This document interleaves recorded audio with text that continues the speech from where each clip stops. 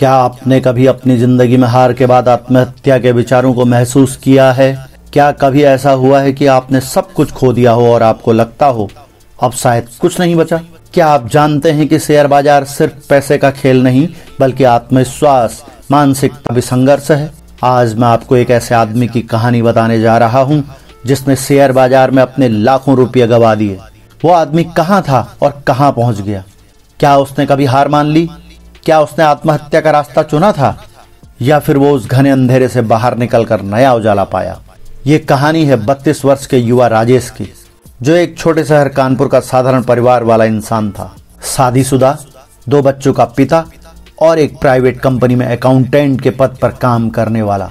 महीने की 40 से 50 हजार की आमदनी थी। घर की जिम्मेदारियां, बच्चों की स्कूल फीस, बीबी के सपने, सब कुछ सीमित पैसों के भीतर समेटने की कोशिश में जिंदगी निकल रही थी।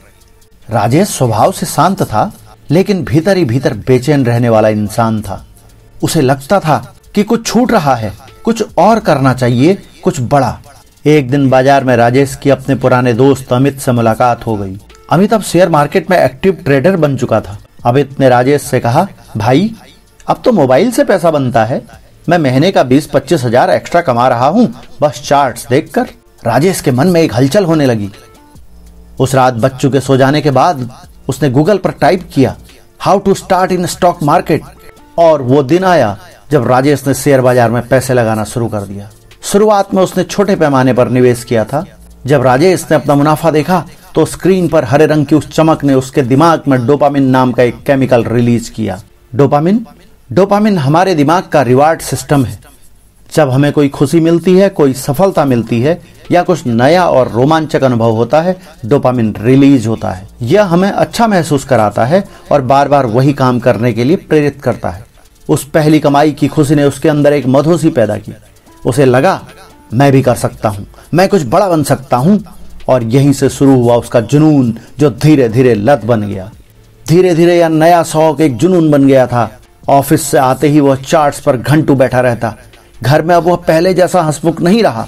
पत्नी संगीता समझ नहीं पा रही थी कि राजेश अचानक इतना चुप क्यों हो गया है। राजेश ने अपने पहले मुनाफे में जेट टेक लिमिटेड का शेयर खरीदा था, और जब जेट टेक लिमिटेड का शेयर गिरने लगा तो राजेश ने उसे नहीं बेचा, क्योंकि उसके अंदर होप बाइसेस काम कर रहा था। होप बाइसेस एक मानसिक भ्रम है जिसमें हम ये मानने लगते हैं कि सब कुछ फिर से ठीक हो जाएगा, भले ही सच्चाई कुछ और हो। यह भावनात्मक उम्मीद हमें नुकसान में भी टिके रहने पर मजबूर करती है। राजेश ने शेयर को तर्क से नहीं, भावना से पकड़े रखा। वो चार्ट्स को देखकर सोचता रहा ये तो वापस ऊपर जाएगा, जबकि बाजार की असलियत कुछ और थी। राजेश को लगने लगा था अब वह बाजार को समझ गया है, लेकिन असल में वह एक इल्यूजन ऑफ कंट्रोल में था। इल्यूजन ऑफ कंट्रोल एक ऐसी मानसिक स्थिति है जिसमें इंसान यह सोचने लगता है कि वो किसी ऐसी चीज को कंट्रोल कर सकता है जो वास्तव में उसके नियंत्रण में नहीं है। राजेश हर दिन चार्ट्स देखने लगा, पैटर्न समझने लगा, लेकिन बाजार का मूड किसी के बस में नहीं होता। उसे लगता रहा कि मैं समझ गया हूं, पर असल में बाजार ही उसे चला रहा था। इन 3 मानसिक जालों, डोपामिन की लालसा, झूठी उम्मीद और कंट्रोल के भ्रम ने राजेश को धीरे धीरे एक ऐसी दुनिया में खींच लिया जहां लॉजिक की जगह इमोशन ने ले ली। और यही होता है जब हम बिना मानसिक तैयारी के एक नई दुनिया में कदम रखते हैं। राजेश की दुनिया अब दिन के काम और रात के चार्ट्स के बीच फंसी हुई थी। उसकी आंखें अब कैंडल स्टिक और मूविंग एवरेजेस में डूबी रहती थी। अपनी पत्नी संगीता से उसकी बातचीत कम हो गई थी। बच्चों की मुस्कानें अब सिर्फ फोटो में रह गई थी। इसी बीच राजेश के ऑफिस में एक नई महिला कर्मचारी आई, माया मुंबई से ट्रांसफर होकर आई थी। तेज, बोल्ड और आत्मविश्वासी। उसका शेयर बाजार में भी गहरा रुझान था। एक दिन राजेश ने उसे चार्ट्स पर कुछ कहते सुना और दोनों की बातचीत शुरू हुई। माया राजेश को देखकर मुस्कुराते हुए बोली, तुम चार्ट्स में बहुत गहराई से देखते हो, पर क्या कभी खुद के भीतर झांकने की कोशिश की है? राजेश चौंका। किसी ने आज तक उससे इस तरह सवाल नहीं किया था। धीरे धीरे माया और राजेश के बीच शेयर बाजार से शुरू हुआ संवाद अब जीवन के गहरे सवालों तक पहुंचने लगा।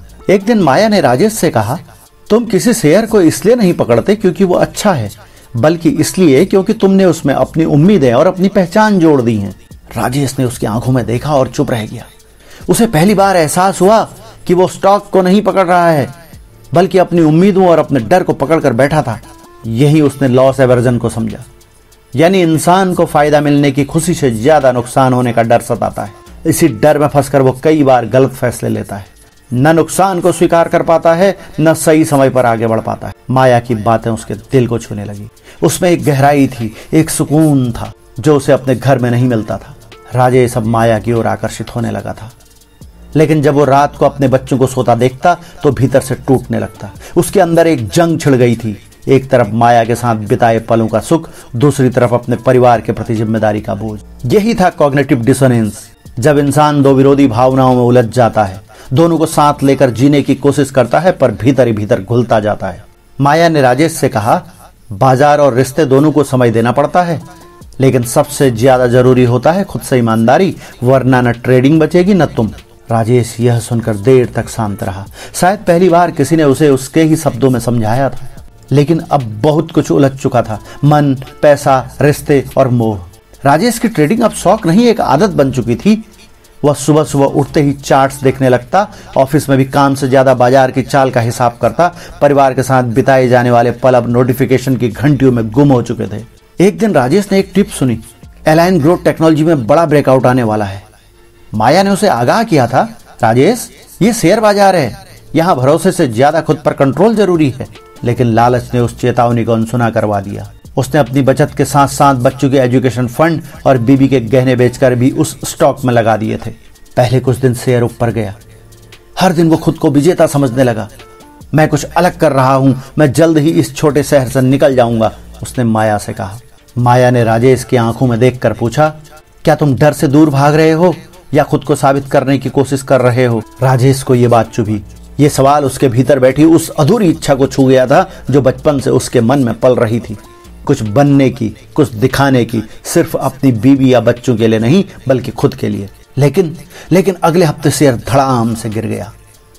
बाजार की अफवाह थी कि कंपनी फर्जी निकली। कुछ ही घंटों में उसका पोर्टफोलियो आधे से भी कम रह गया। उसकी सांसें अटक गईं, माथे पर पसीना और आंखों में खालीपन।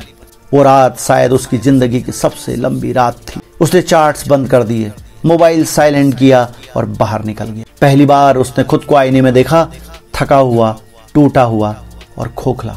अगली सुबह माया ऑफिस में नहीं आई, वो ट्रांसफर पर चली गई थी। शेयर बाजार की उस दुर्घटना के बाद राजेश के जीवन में सब कुछ धुंधला हो गया। बैंक अकाउंट खाली, बच्चों की स्कूल फीस अटक गई थी और बिजली का बिल तक भरने के पैसे नहीं बचे थे। रातें लंबी हो गई थी और नींद उससे दूर। एक दिन जब संगीता और बच्चे सो चुके थे, वो छत पर चला गया। ठंडी हवा चल रही थी। उसने नीचे देखा, खालीपन, कोई मंजिल नहीं, बस अंत। उसके दिमाग में अलग अलग प्रकार के गंदे विचार कौंध रहे थे। उसके हाथ में फोन था और वह गूगल में सर्च कर रहा था, स्टैंड पेनलेस वे टू डाई। लेकिन अचानक उसका हाथ कांपा, फोन नीचे गिरा और स्क्रीन पर उसकी बेटी की तस्वीर चमकी। छोटे से फ्रेम में मुस्कुराता मासूम चेहरा। पापा आप जैसा बनना है, उसकी बेटी ने जो शब्द उससे पार्क में कहे थे राजेश के कानों में गूंज गए। राजेश को समझ आया कि आत्महत्या का ख्याल कभी अचानक नहीं आता। ये एक धीमी मानसिक थकावट, साइकोलॉजिकल फटीग की उपज होती है।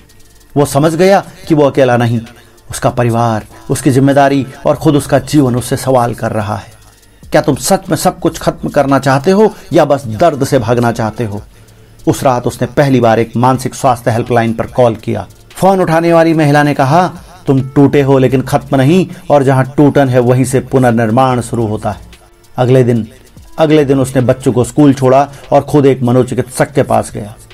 थेरेपी के दौरान उसने रोते हुए कहा, मैं खुद को खो चुका था, अब दोबारा खोजना चाहता हूं। थेरेपिस्ट ने मुस्कुराकर कहा, तुम्हारी हिम्मत यही है कि तुम जिंदा हो और ये कहानी अब तुम्हारी नहीं, हजारों की हो सकती है। वहीं से शुरू हुई उसकी वापसी, एक्सेप्टेंस, सेल्फ फॉरगिवनेस और रिस्पॉन्सिबिलिटी की राह पर। राजेश ने एक ब्लॉग शुरू किया, जिंदगी फिर मिलेगी, जिसमें उसने शेयर मार्केट की गहराइयों से ज्यादा अपनी मानसिक यात्रा को साझा किया। वो कहता, अगर आप हार गए हो तो भी आप बचे हो, और जब तक आप बचे हो वापसी संभव है। उसकी कहानी युवाओं में एक चेतना बन गई। कॉलेज, सेमिनार, वेबिनार में उसे बुलाया जाने लगा। लोग सिर्फ उसकी रणनीतियां नहीं, उसकी ईमानदारी सुनने आते। एक दिन उसे एक मेल आया और वह मेल था माया का।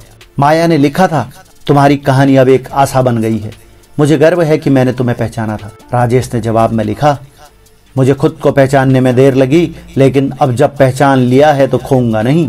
अब राजेश पहले जैसा नहीं रहा था। उसने न केवल अपना वित्तीय नुकसान संभाला बल्कि मानसिक कर्ज को भी चुकाया था जो सालों से उसके भीतर जमा थे। अब वह सिर्फ पैसे कमाने वाला एक व्यक्ति नहीं था, वो एक जागृत आत्मा था। इमोशनल इन्वेस्टिंग, जहां पर पैसा नहीं भावनाएं लगती हैं। राजेश ने अपनी कहानी को मंचों तक पहुंचाया। शेयर बाजार में पैसा डूबता है लेकिन आत्मा तब डूबती है जब आप खुद को माफ नहीं कर पाते। वो युवाओं को बताता, इन्वेस्टिंग का पहला नियम खुद पर भरोसा करना सीखो। दूसरा नियम, जो खोया है वो तुम्हारा था ही नहीं, जो बचा है वही अगला निवेश है। राजेश ने एक नई पहल शुरू की, मेंटल वेल्थ फाउंडेशन, जहां युवाओं को मानसिक स्वास्थ्य, फाइनेंशियल लिटरेसी और भावनात्मक निवेश की ट्रेनिंग दी जाती। यहाँ वो बच्चों को भी सिखाता कैसे पैसे से पहले खुद को संभालें, कैसे सोशल मीडिया की दिखावटी सफलता से खुद को न तोलें और कैसे गिर कर उठने की आदत को ही असली पूंजी बनाएं। एक दिन एक सेमिनार में एक युवा खड़ा हुआ और बोला, राजेश सर, आपने बचा लिया मुझे।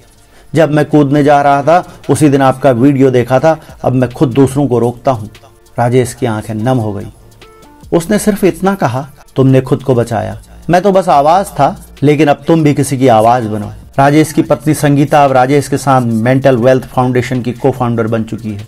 बच्चे हर इवेंट में सबसे आगे होते, कभी पोस्टर पकड़े तो कभी स्टेज पर अपनी कहानी बताते। राजेश अब बाजार में फिर से सक्रिय था, लेकिन अब वो लालच से नहीं, दीर्घकालिक सोच, आत्मसंयम और भावनात्मक बुद्धिमत्ता से निवेश करता था। राजेश की कहानी वहीं खत्म नहीं होती।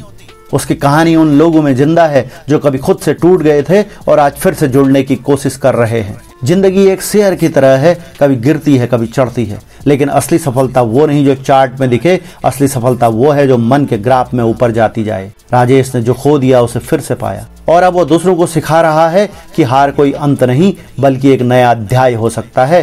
राजेश की कहानी से हम सीख सकते हैं कि अगर आप गिर चुके हैं तो गिरने का मतलब ये नहीं कि आप खत्म हो गए, बल्कि उठने की ताकत ही असली जीत है। अगर आप भी अपनी जिंदगी में कोई कठिनाई या चुनौती महसूस कर रहे हैं तो याद रखें, हर गिरावट के बाद उठना ही असली संघर्ष है। राजेश की तरह आप भी अपनी हार से सीख सकते हैं और नई दिशा में बढ़ सकते हैं। अगर आपको यह वीडियो पसंद आया हो और आपने कुछ सीखा हो तो कृपया इस वीडियो को लाइक करें, शेयर करें और हमारे चैनल को सब्सक्राइब जरूर करें ताकि ऐसी और प्रेरणादायक कहानियां हम आपके लिए लेकर आ सकें।